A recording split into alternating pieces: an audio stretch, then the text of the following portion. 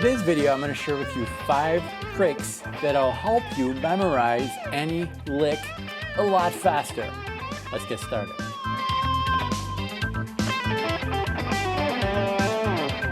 Hello, my name is David. Welcome to this channel, which is all about helping you develop your musical personality on the instrument so that you can tell a better musical story.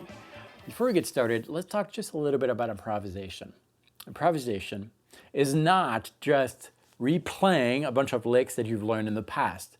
Now, yes, licks have their importance, but if you just play them and you go back to your mental bucket, all right, I'm playing the blues, I'm gonna look at all my blues licks, blah, that's not gonna work.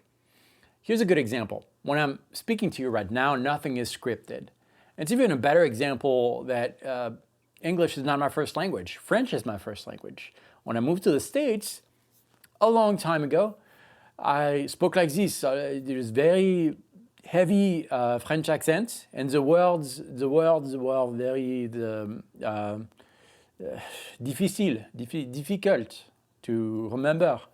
It was just like basically going back to that bucket of licks and throwing them out at you. Not anymore, because I decided one day that I wanted to be more comfortable with English, and I just tried to use those words that I've learned, the grammatical rules, to really express myself. And now, flash forward, years after, I'm kind of able to do that. Same thing can happen with music. So keep that in mind as we go through the 5 tricks that I'm going to share with you. It's going to help you. Now, before I share with you these 5 tricks, I want to thank today's video sponsor, Dashlane. Dashlane doesn't help us memorize guitar licks yet, but Dashlane helps us memorize passwords, credit cards, addresses, all of those things that you have to memorize and fill out when you're browsing online. Dashlane will take care of that in the background. In the description of this video, there is a link that'll give you access to a free sign-up that will give you free lifetime access to Dashlane. This account will allow you to manage up to 50 passwords. It will allow you to autofill all of your personal information on your favorite device, and it's free for life. In addition to that, you also get 30 days of premium Dashlane, which gives you an unlimited amount of passwords memorized on unlimited devices. So that means that even on your phone, you don't have to fill out anything. Dashlane will manage all of that for you. And you also get dark web monitoring, which is a very good feature to safely browse online, and also a secure VPN. Check it out, the link is below. For now, here's trick number 1. Trick number 1, become Sherlock Holmes. What I mean by that is that whenever you are about to learn a new lick, investigate that lick. Approach the lick as if it were a crime scene that you need to mentally capture in your mind so that you can go back to it later on. What do we do when we approach a crime scene? We look at everything, all the little details, and the same thing is going to be applied with a lick. So let's say that we have this lick that we want to memorize. That's our lick. Let's ask ourselves a series of questions so that we can remember that lick and go back to it mentally without your guitar, without even having to hear it. How many notes does a lick have? What is the key of the lick? Are there any particular techniques that I'm perceiving in that lick? What is the speed, the rhythm? All of these things are going to help you paint a mental picture of the lick so that you can go back to it later on. Most of the work when you're memorizing something musically happens when you're not trying to actively memorize it. I don't know if it ever happened to you, but you've got a big problem to solve. Maybe you need to place a piece of furniture in this room and you don't know how it's going to fit. You go to bed, you wake up the next day, and you have the solution. That's what happens when you're trying to solve a problem. Learning a new lick is like solving a new problem. You analyze everything you can about it, ask yourself all these different questions about the lick, actively draw a mental picture, and then in a few hours or the next day or even a week after, you'll find that because you did all that thought process of investigating the lick, it'll come back to you way easier. Trick number 2, tie the lick you're learning to a scale, understanding where the lick is extracted from, why it sounds that way. It's not only because of the rhythm, the technique, the speed. No, it's also because of the intervals that make that lick. I say it all the time on the channel, a note by itself is nothing, it's just a pitch. But if you play that note, that pitch, in relation to something else, that pitch will start to become something. It'll start carrying an emotion. And that's what licks are. If you can understand the intervals that make that lick, not only will you be able to use that lick appropriately when you need to use it, but you will also be able to change that lick in different ways. And then we're going to analyze this with the filter of theory. What are the intervals used? Well, typically you're going to have an indication on the tab of the lick. In this case, this is an A Dorian lick. It's thought as A Dorian. So if we look at this, we have the first bend, which is bending from this note, which is the 4th to the 5th. So we get the 4th, the 5th, and then we are playing this note right here, which is the root, the 5th, major 6th, 5th, 4th, root, and we're ending on the minor 3rd. So why is that important? Well, first of all, doing this active work of analyzing things with the filter of theory is demanding mentally. And if it's demanding mentally, it's going to stick a lot easier. And then the bonus advantage of doing that is that you can recycle this lick. You can recycle it in other scales. So this was Dorian, but if you want to play this in, say, Mixolydian, which is a dominant 7 chord, root, major 3rd, perfect 5th, minor 7th, well, look at the intervals of your lick, and in this case we did have a minor 3rd, change that minor 3rd to a major 3rd, to a Mixolydian lick. Now, if this was a little fast, rewatch this section, and I think this is a good time for me to mention this. I prepared for you a free pack of backing tracks. You have static chord backing tracks. One is in A minor 7. I played with that at the intro of this video. One is in dominant 7. One is in major 7. These 3 backing tracks are all in A and allow you to develop licks and those very commonly used chords.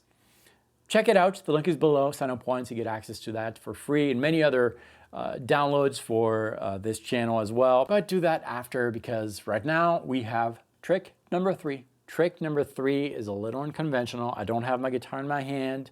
It's down, and you know that I'm a big fan of doing that to develop new ideas. But once you did that, you're going to air guitar the lick and sing it. Da da da ba da da da da. And imagine which frets you're hitting with the left hand, which strings you're playing. Just that power of imagination really solidifies the lick that you've learned. And it's just really helping those mental connections being made. Whatever happens in the brain when you're memorizing something, it's triggered when you do that. The power of imagination is incredibly powerful. That's trick number 3. Trick number 4 does require the guitar. Once you have your lick, you're going to develop that lick. And that's where those backing tracks are really handy.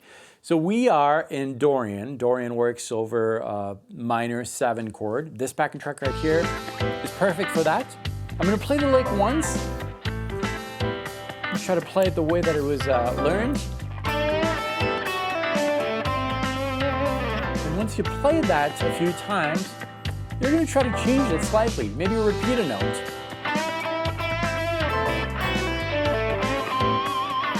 Maybe add more vibrato.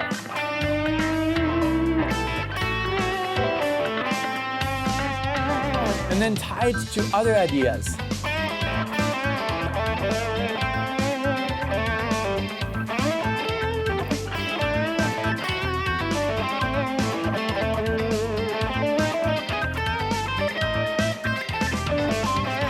That's very much like learning a brand new word that you've never used before and making a bunch of sentences using that word so that it becomes second nature, so that it's not uncomfortable, so that it doesn't sound just kind of off when you're saying it. It's really part of you with your own accent, your own way of saying things, and just your own voice. make it your own. That's really important. It takes time, but those backing tracks are really going to help you for that. Let's move on to the final tip. My final trick is to play that lick in different positions. That's where really that lick is no longer something tactile on the guitar that you memorize. It's not just something physical. It's also something that is completely part of you. So if we go back to that lick, we're going to listen to that, and we're going to break it down in just a few series of notes. We'll take a look at the first 3 notes, for example. Okay, 1, 2, 3. Those pitches can be found in other areas of the fretboard. So this, for example, the first sound that I have, I'm playing the 3rd string, 7th fret. I could play that same exact note right here on the 4th string, 12th fret. So maybe I'll try to bend that.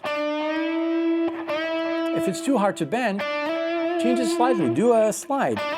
But the idea is the same. We have 2 pitches. This one becomes that. And then you go to the next note, this one, and you fish around to find it right here.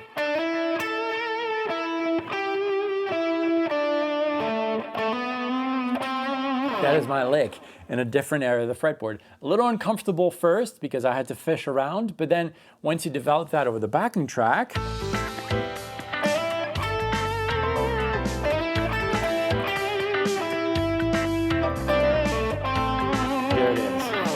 eventually it'll become second nature. So trying the lick in different positions really helps you internalize that lick so that you can take it out, make it your own, make your own musical statements with the lick. And that brings me back to what I told you at the beginning.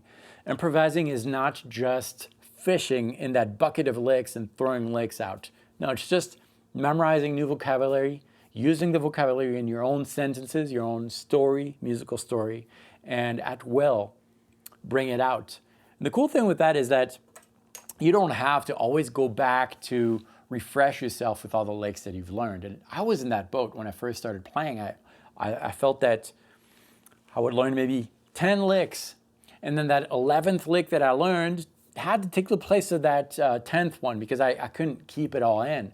Until I realized that licks are just words to be used in sentences. You develop your story, and that's what this is all about. Download the backing tracks. They're really going to help you. There are 3 backing tracks, A minor 7, A7, and A major 7. And just practice. Be musical. Don't compare yourself with anyone else. What you have to say musically is very unique. And I would love to hear what you come up with. Let me know what you think below. If you want to go a little bit further with improvisational concepts, check out the top video. It's good, I think. Thanks for watching this. Practice well.